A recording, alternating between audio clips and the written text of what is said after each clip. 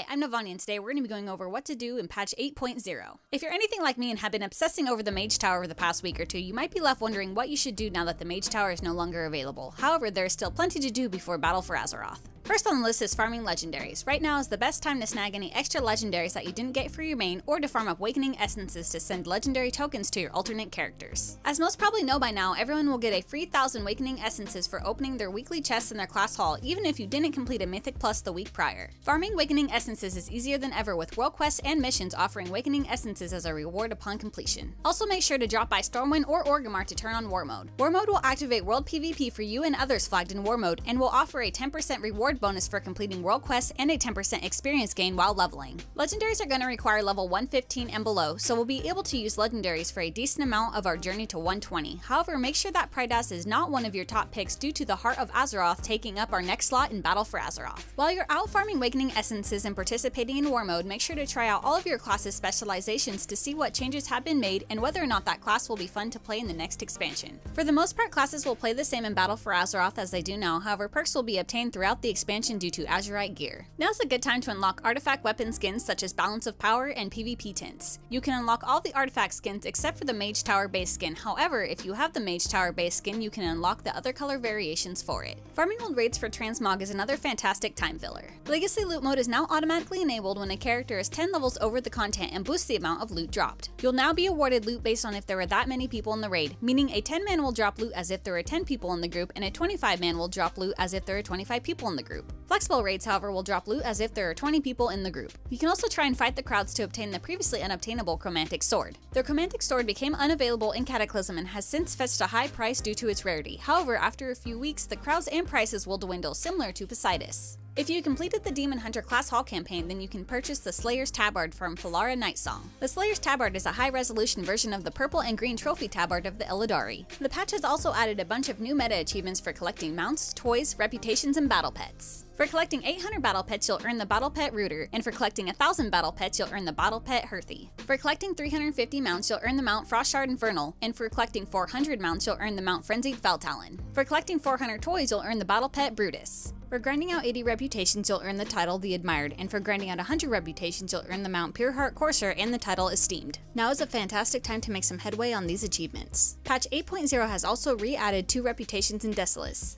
You can now become exalted with the Gelkis and Magrum clan Centaur by completing a few quests. Completing just a few quests is a quick and easy way to earn 2 reputations towards the ultimate goal of 100 reputations. Remember, when completing the final quest, Death to Gogurdon, make sure the Centaur NPCs hit a Gogurdon so that the turn-in NPC doesn't bug out. If the NPC bugs out, then you'll not be able to turn in the quest to receive your 2 exalted reputations. Sadly, if you have previously completed the Centaur questline, you will not be able to acquire these reputations. Also, don't forget to collect mounts such as Violet Spellwing, Fiendish Hellfire Core, and Shackled Urzel. The Violet Spellwing is guaranteed for anybody that defeats Heroic Argus. The Fiendish Hellfire Core, which drops from Mythic Gul'dan, and the Shackled Urzel, which drops from Mythic Argus, have a guaranteed chance to drop from defeating the boss. However, in Battle for Azeroth, the drop rates will be nerfed likely to a 1% drop rate. Make sure you grab these mounts while you still can. There's definitely going to be some achievements that are going to be harder to obtain once Battle for Azeroth is live, because the achievements either require other players to complete, or having other players around makes completing the achievements easier. Talon's Vengeance is one grind that will be made easier to complete during Legion. Grinding Talon's Vengeance reputation for the Ivory Hawkstrider requires using Ivory Feather to defeat players in Falcasaur and PvP quest areas. However, once you are honored, you can grind the rest of the way in Battlegrounds. The Underbelly Tycoon achievement, which rewards the Mount Rastallion for collecting 20,000 Sightless Eyes, will be easier to complete with more players around, since you can farm Sightless Eyes from players as well. However, if you don't complete this achievement during Legion, then you will have to rely on farming chests and mobs that spawn around the sewers in Dalaran. Make sure to also complete meta achievements for Glory of the Legion Hero, as well as Glory of the Legion, Tomb, and Argus Raider. Some of the achievements required for the meta will be soloable in later expansions. However, some of the achievements do require party members to complete. In later expansions, it is usually a little harder to find people to complete some of the achievements. Make sure to also snag achievements and rewards for Fisher Friends of the Isle, Snacks Victim, and Conjure Margos while groups are still available. Patch 8.0 has also brought about changes to PvP, and you'll no longer have to farm prestige on each character. Instead, Honor has replaced prestige and is now account-wide. I, for one, am very excited about this change, as I don't feel obligated to farm prestige on only one character. The same rewards offered for prestige have been redistributed through the honor system. However, if you have earned the rewards already, you will no longer have to grind it out again. Battlegrounds have also been split up into 2 types. Random Battlegrounds, which includes 10 vs 10 and 15 vs 15 player battlegrounds, such as Warsong Battleground Gulch, Arathi Basin, and Eye of the Storm, while random epic battlegrounds include 40 vs 40 player battlegrounds such as Alterac Valley and Isle of Conquest. Astron and Stranded Ancients have been retired and might make an appearance in the Epic Battleground queue or the Brawl queue in the future. The option to blacklist 2 battlegrounds has also been removed. That wraps up some things to do in patch 8.0. What do you have planned to complete before Battle for Azeroth? Let me know in the comments below.